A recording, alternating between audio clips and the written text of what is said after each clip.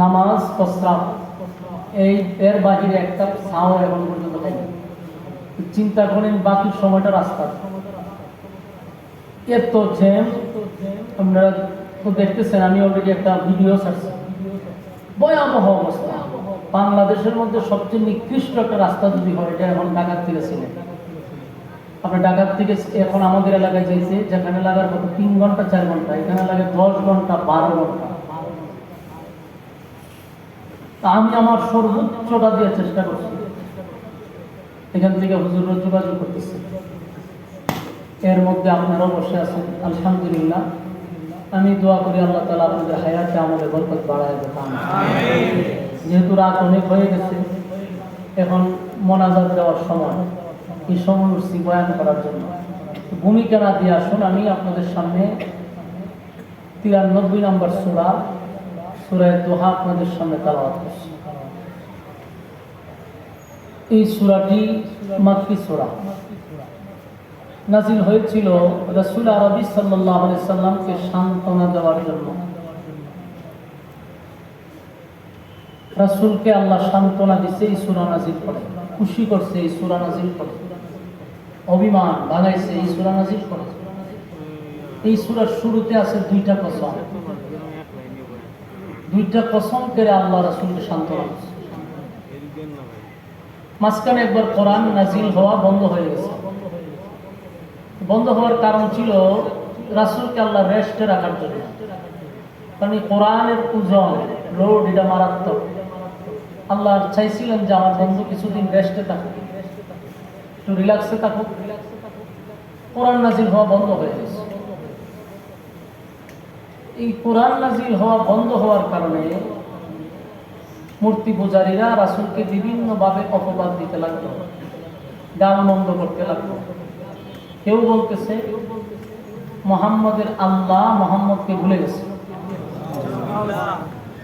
আর রাসূলের আপন চাচি উম্মে জামিল রাসূলকে উদ্দেশ্য করে বলতেছে যে আপনার কাছে একটা শয়তান আসতো, এমন আর আসে না? আসেনি? নাউজুবিল্লাহ। জিবরাইল বলছে কত বিয়াদব মহিলা। তো এরকম বিভিন্ন জায়গায় রাসূলের বিরুদ্ধে অপবাদ দেওয়া শুরু করলো, গাল মন্দ করতে লাগলো। রাসূল নিজেও একটা পর্যায়ে কান্না শুরু করছে। এর পিছনে আরেকটা কারণ ছিল, মক্কার কিছু মূর্তি পূজারীদের 3টা প্রশ্ন ছিল, যে প্রশ্নগুলা মদিনার এক ইহুদি পাত্রী তাদেরকে বলে দিছে যে আপনারা 3টা প্রশ্ন করবেন আব্দুল্লাহ পুত্র মুহাম্মদকে সাল্লাল্লাহু আলাইহি ওয়াসাল্লাম। যদি 3 প্রশ্নের জবাব উনি দিতে পারে তাহলে বুঝবেন উনি আল্লাহর পয়গম্বর, সন্দেহ নেই। কারণ এই 3 প্রশ্নের জবাব একমাত্র নবী রাসূল ছাড়া কেউ দিতে পারে না। ওই 3 প্রশ্নের জবাব পাইলে আপনারা কালেমা পড়ে ঈমান আনবেন। তো তারা 3 প্রশ্ন জিজ্ঞাসা করে, রাসূল বলছে আগামীকালকে বলবো। এই যে আগামীকাল বলছে, 15 দিন পর্যন্ত আর আগামীকাল হয়েছে না, জিবরাইল আসা বন্ধ। এই নিয়ে তারা রাসূলকে বিভিন্নভাবে কটূক্তি করতে লাগলো। রাসূল এক পর্যায়ে কান্না শুরু করছে যে আল্লাহ, মক্কার মানুষ যদি কয় আপনি আমার ভুলে গেছেন, আসলে কি ভুলে গেছেন? রাসূল নিজেও কান্দে, সারাদিন তাকায় তাকায় জিবরাইল কখন আসবে। এই জন্য রাসূলের মন ভেঙে গেছে। মানুষ আমাকে বলে আপনি আমাকে ভুলে গেছেন, সত্যি কি আপনি আমার ভুলে গেছেন? রাসূলের এই কান্না কান্না প্রায় 15 দিন। আল্লাহ এক পর্যায়ে জিবরাইলকে বললেন যে না, বন্ধুর কান্না সহ্য করা যায় না। ওই পাঠাইছে, জিবরাইল আসছে। কতদিন পরে? 15 দিন। রাসূল জিবরাইলকে দিকে একটু অভিমান যে এখন যদি তোমার আসার সময় হয়েছে, 15 দিন হয়ে গেল, মানুষ আমাকে নিয়ে বিভিন্ন বাজে মন্তব্য করতেছে, আর আজকে তুমি আসছো, এতদিন কেন আসলো না? জিবরাইল বলছে আমি আসতে চাই, আল্লাহ আমার আসতে দেয় না। তো রাসূল বলতেছে তাহলে সত্যি আল্লাহ আমরা ভুলে গেছে? জিবরাইল বলছে এই কারণে না, আপনি একটা কথা আল্লাহর কাছে পছন্দ হয়েছে, প্রশ্ন জিজ্ঞাসা আপনি বলবেন ইনশাআল্লাহ আগামীকালকে জানাবেন। আপনি এখন আগামীকালকে জানাবেন ইনশাআল্লাহ নাই, এটা আল্লাহর কাছে পছন্দ হয়েছে। এই ইনশাআল্লাহ না বলার কারণে এতদিন আয়াত বলবেন। দুইটা কারণ, একটা হলো রাসূলকে রেস্ট, আর একটা হলো উম্মতকে শিক্ষা দেওয়ার জন্য। বলুন, উম্মতকে শিক্ষা দেওয়ার জন্য। উম্মত যেন কোনদিন ইনশাআল্লাহ না বলে। বলুন, আমরা আর বলবো একটু জোরে হানা করেন। আপনারা শরীরে শক্তি আছে না? আমার শরীরে কোনো শক্তি নাই। আমি যে হাঁটতেছি, আমার হাঁটতে আইসি, আমার শরীরে কাঁপা শুরু করছে। একটা জায়গাতে এইভাবে রিমান্ডের মতো আমি বসে, পুরা রিমান্ড যেভাবে এইভাবে আত্মা বসে বসে গাড়িতে একটা রিমান্ড। আমার ফেডেও খাবার নাই, শরীরে জুন নাই, তো এর পর আপনারাতে আওয়াজটা আমার বেশি। তো আপনারা একটু আওয়াজ দিলে ভালো হয় না? কথা বুঝতেছেন তো? একটু হানা করলে আমার একটু আওয়াজ বাড়িয়ে, আওয়াজ দিবার লেগে শরীরে শক্তি লাগে, তখন আমার শরীরে শক্তি কম। কিন্তু আপনারা যদি আওয়াজ দেন তাহলে আমার কথা বলার আগ্রহ, উৎসাহ বাড়বে। আমরা সব কাজে কি বলবো? ইনশাআল্লাহ। ইনশাআল্লাহ অর্থ কি জানেন? আল্লাহ যদি চায়, আল্লাহ যদি চায়, যে কোনো কাজ করবো এটা যদি আল্লাহ চায় তাহলে করতে পারবো। মাহফিল থেকে আমরা বাড়িতে যাব, মাঝখানে কি হবে? ইনশাআল্লাহ। খানা খাবো ইনশাআল্লাহ, সব কাজে ইনশাআল্লাহ, মানে আল্লাহ যদি চায়। আল্লাহ খুশি হয়ে গেল। জিবরাইল হুজুর আপনি এই কামটা করছেন, এই কারণে আল্লাহ একটু নারাজ। বলতে এখানে একটা হিকমত, রাসূল তো ভুলে যাওয়ার কথা না, মূলত আল্লাহ ভুলাইয়া দিয়েছে। বলুন, রাসূল কি করছে? রাসূলকে আল্লাহ ভুলাইয়া। কেন ভুলাইছে? উম্মতকে শিক্ষা দেওয়ার জন্য। রাসূল ভুলে নাই, আল্লাহ ভুলাইছে। তাহলে তো একদিনে তো ভুলার কথা, 15 দিন কি ইনশাআল্লাহ ভুলে গেছে? এটা আল্লাহ তাআলা ভুলাইয়া দিয়েছে। তখন বলল, হুজুর এই জন্য আমি আসতে পারি না। আল্লাহ রাসূল কাঁদতেছে। সবাই কয় আল্লাহ আমার ভুলে গেছে। জিবরাইল হুজুর আল্লাহ আমাদের খুশি করবার লেখা একটা সূরা নাযিল করছে। সূরার শুরুতে দুইটা কসম, ওয়াদ-দুহা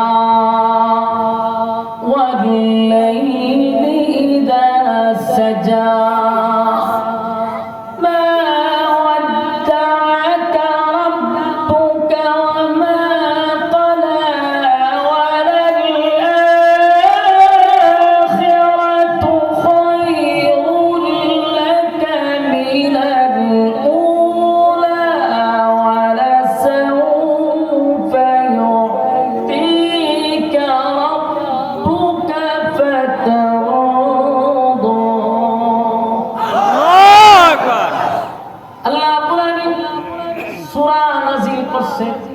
প্রথম কসম কয়টা? জুড়ে হয় দুইটা কসম। ওয়াদ-দুহা সূর্যের আলোর কসম, ওয়াল-লাইলি ইযা সাজা রাতের অন্ধকারের কসম। এই ওয়াদ-দুহার আরেকটা ব্যাখ্যা, ওয়াদ-দুহার আরেকটা ব্যাখ্যা হইল রাসূল আপনার সুন্দর উজ্জ্বল চেহারার কসম। সুবহানাল্লাহ। আল্লাহ রাব্বুল আলামিন বলেন, বন্ধু আপনার উজ্জ্বল সুন্দর চেহারার কসম। ওয়াদ-দুহার একটা ব্যাখ্যা হলো সূর্যের আলোর কসম, আর একটা হলো নবী আপনার সুন্দর উজ্জ্বল চেহারার কসম। ওয়াল-লাইলি ইযা সাজা এটার আরেকটা ব্যাখ্যা, রাতের অন্ধকারের কসম। আবার নবীর কালো চুলের কসম। সুবহানাল্লাহ। আমার নবী সুন্দর চেহারার কসম করছে, আবার নবী সুন্দর চুলের কসম করছে। সুবহানাল্লাহ। চুল কত সুন্দর হলে আল্লাহ নিজে চুলের কসম করে। এখন আপনারা এই যে কথাগুলি শুনবেন, আমি একটু আপনাদেরকে বলি, যেহেতু সময় শেষ, যতক্ষণই কথা বলবো আমরা একটু মনোযোগ দিয়ে শুনলে আপনি নিজে বুঝতে পারবেন যে প্রতিটা আয়াত যেন নবীকে খুশি করবার লাগি নাযিল করছে। প্রতিটা আয়াতে শুধু নবীর প্রশংসা। ওয়াদ-দুহা ওয়াল-লাইলি ইযা সাজা দিনের আলোর কসম, রাতের অন্ধকারের কসম। মা ওয়াদ্দাআকা রাব্বুকা ওয়া মা ক্বালা দুইটা কসম করছে। এ রব্বি কারীম দুইটা কসম করে আল্লাহ বলেন, বন্ধু মা ওয়াদ্দাআকা রাব্বুকা ওয়া মা ক্বালা আপনার রব আপনাকে ভুলে নাই, আপনার প্রতি অসন্তুষ্ট হয় নাই। সুবহানাল্লাহ। কসম করে মা ওয়াদ্দাকা রাব্বুকা ওয়া মা ক্বালা, আপনার বন্ধু আপনার প্রতি বিরক্ত হয় নাই, অসন্তুষ্ট হয় নাই, আপনার প্রতি খুশি। ওয়ালাল আখিরাতু খায়রুন লাকা মিনাল উলা,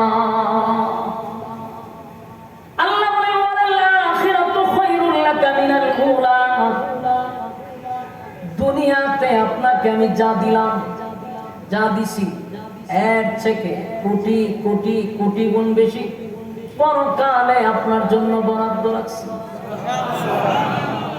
আমার যুবক ভাইরা, মুরব্বী বাবারা, প্রতিটা আয়াত যেন আমার নবীর আল্লাহ খুশি করছে রে। আল্লাহ ভাই আপনাকে দুনিয়ায় যা দিছিল কোটি কোটি গুণ বেশি বরাদ্দ রাখছি পরকালে। এই দুনিয়ার কিছুই না আমার যুবক ভাইরা, দুনিয়ার মালিক যিনি, আসমান জমিন সূর্য চন্দ্র গ্রহ নক্ষত্র পাহাড় পর্বত সাগর নদী নালা খাল বিল কীট পতঙ্গ, যা দেখি যা দেখি না, এই পৃথিবীর মালিক যিনি, সেই আল্লাহ বলতেছে দুনিয়া কিছুই নয় গো, আমি আল্লাহ দুনিয়ার থেকে বেশি নিয়ামত পরকালে রাখছি। দুনিয়ার মালিক যিনি, উনি দুনিয়া কিছু না, দুনিয়া একটা ফরমালিন, এটা একটা স্যাম্পল। ধরে কোন কি পাল স্যাম্পল, কেউ চাল কিনতে গেছেন নি বড় দোকান থেকে, চাল কিনতে গেলে দেখবেন কতগুলা ডিবির মধ্যে বাড়ির মধ্যে এতটুকু এতটুকু ঘুরে করা।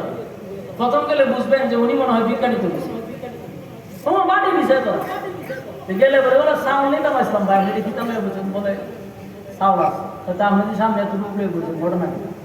তখন মালিকের কত মন দরকার, কত টন দরকার থাকবে, এটা স্যাম্পল। বলো কি স্যাম্পল, এখানে দেখো তোমার কোনটা ভালো লাগে, স্যাম্পল এখানে দেখতে অর্ডার দেওয়া, পিছন থেকে টন বাহির হবে, বাস্তব নেই, এই হলো স্যাম্পল। আল্লাহ বলে জান্নাতের স্যাম্পল হলো দুনিয়া। তো স্যাম্পল কি এক বস্তা থাকে, অল্প বাড়ির মধ্যে। তো জান্নাতের নিয়ামতের তুলনায় দুনিয়াটা হলো সামান্য একটা স্যাম্পল। আল্লাহ বলে দুনিয়া একটা স্যাম্পল, গোডাউন হলো পরকালে।